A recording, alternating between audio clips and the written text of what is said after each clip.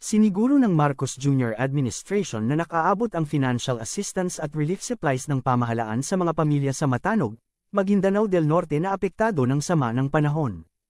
Ayon kay Special Assistance to the President Anton Lagdameo, tulad ng una ng ipinag-utos ni Pangulong Ferdinand Marcos Jr., asistihan ng national government katuwang ng Bangsamoro Autonomous Region in Muslim Mindanao, BARMM, government ang flood-affected families, upang masiguro na makakasabay sa epekto ng habagat ang mga ito. Katuwang si Department of Social Welfare and Development, DSWD, Secretary Rex Gatchalian, personal na ibinaba ng mga kalihim ang ayuda ng national government sa lugar. Base sa datos, hindi bababa sa 76 na pamilya sa Matanog, Maguindanao del Norte ang nakatanggap ng 5,000 makaraang mapinsala ng mga pagbaha ang kanilang bahay. Nasa 286 na residente naman, na totally damaged ang tirahan ang nakatanggap ng P10,000. P10,000 rin ang ipinagkaloob na burial assistance para sa ilang residente. Ano sinasabi niya? Oo, Gusto niya raw makita. Gusto niyang mapakinggan. Oo, resulta. Ako, ayokong mapakinggan. Gusto kong makita. Maganda nga sasabihin mo kung hindi ko naman nakikita. Maganda nga ipapangako mo kung hindi ko rin makikita. Wala yan. Kailangan makita natin. Maramdaman ng taong bayan. Oo, hindi yung salita, puro salita. Kayo ho ba meron na kayong nakita at naramdaman na programa sa bagong Pilipinas? Depende. Anong gusto mong, magbigay ka ng, particular. Kasi, yung sa ICC, okay sa akin yun. Approve yun, approve. Siya dun Ano pa? Bigay ka Sa ng, bigas, sa bigas. Sa bigas, wala. Talagang malabo yun Magkano? 20 pesos per kilo. 20 pesos. Bumibili ako 60. 60 pesos ang kilo. Yung sa hangad niya na walang Pilipino magugutom, yan yung gusto niyang iiwan na ligasiya sa Pilipinas. Maraming nagugutom. Yun lang ang mga, alam mo, hindi ko maintindihan. Ang daming natutulog sa kalsada. Kaya merong nagpalabas sa social media, sinare. Yung isa daw, nag-grab daw siya. Grab siya. Medyo gabi na. Babae ito, pagdaan daw nila doon sa Maynila, madilim. Isang portion dyan. Medyo natakot daw siya kasi yung Grab driver, may sinabi sa kanya, parang hindi niya naintindihan. Tapos biglang huminto. Tapos may kinuha dun sa harapan niyang bag. Hindi niya naroon ba. Anyway, nakita niya.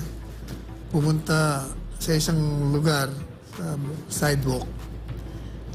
Tapos nakita niya na lang na may tumayong babae. Parang binigay yung bag. Tapos parang nag-uusap sila.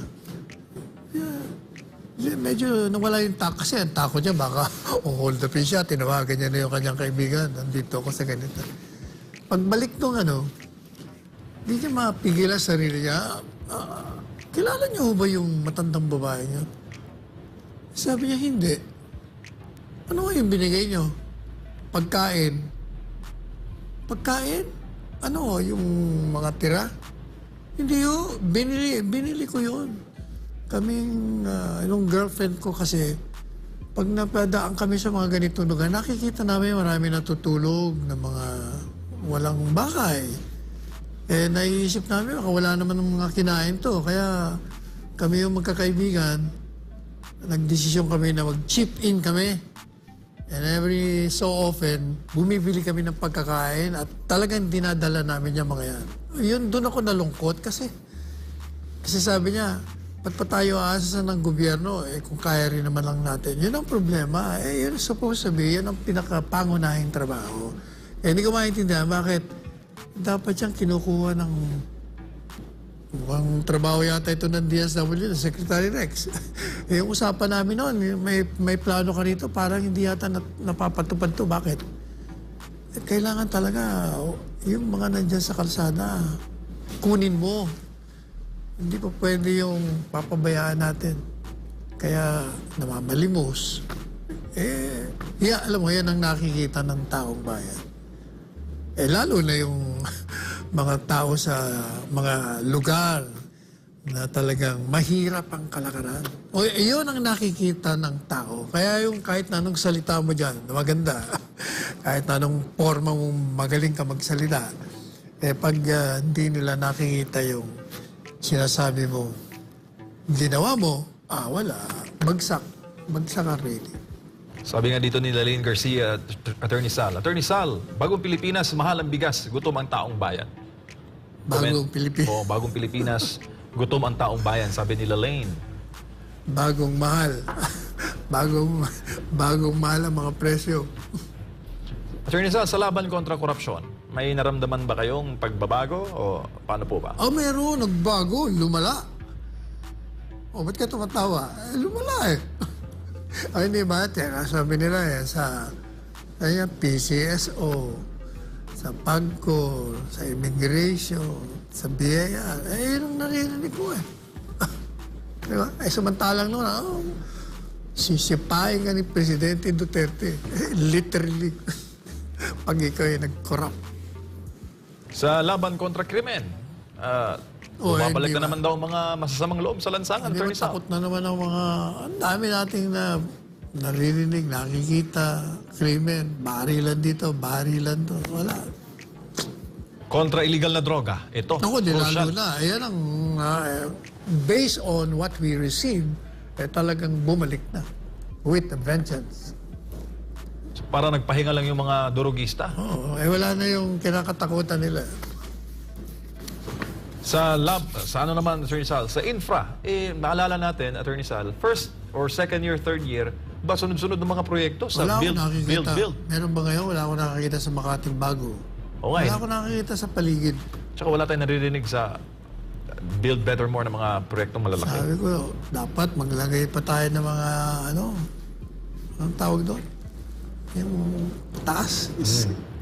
Skyway. Mga skyway. Yun ang kailangan natin, skyway. Para mawala yung traffic sa baba. Tsaka buti na lang yung mga railway projects ng Duterte admin pinagpatuloy, lalo na yung mga underground natin na railway, Attorney Sal, di ba? Oo. May pondo na yun. Meron ba mga sinusunod? Sa programa naman sa housing, Attorney, from 6 million, naging 3 million na lang, di kaya. Hindi. Doon, okay sa akin yung, yung sinasabi naman na 3 million, pinaliwanag ni Secretary Acosarian. Nawagan ko siya. Yung 6 million na yun, mangyari yan sa panahon ni Marcos Jr. Hindi. Mangyayari yun kasi nakalatag na yun, may budget na ron, may mga lupa na. So, pwede na dyan mangyari. Hindi lang pa pwedeng immediately o sabay-sabay. Kasi tatayo ka ng bahay, kaya marami rin mga proseso yan. Thank you, Attorney Sal. Dito naman tayo sa... Sa tourism din. Tourism. May diyang okay ng tourism. Dumadami, di ba? Okay din doon Secretary Franco. Diyan sa land reform, sa lupa, ang dami niya. Maraming ginawa dyan si Presidente Marcos Jr. Di ba? Pinatawad niya yung mga pagbayad ng yung mga utang. Okay yun. Tapos, dumami ang tumatanggap ng mga lupa. Okay pa rin yun. Meron din naman. Yun ang mga nakikita ko. Foreign policy.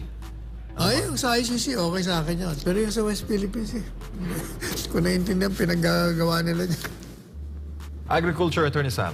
Sa agriculture. Hindi yung reklamo ng mga magsasaka. Sir, bigyan niyo kami ng patubig. Sir, bigyan niyo kami ng fertilizer. Sir, traktor. Sir, lupa, maliit. Kailangan. Yun ang mga naririnig mo.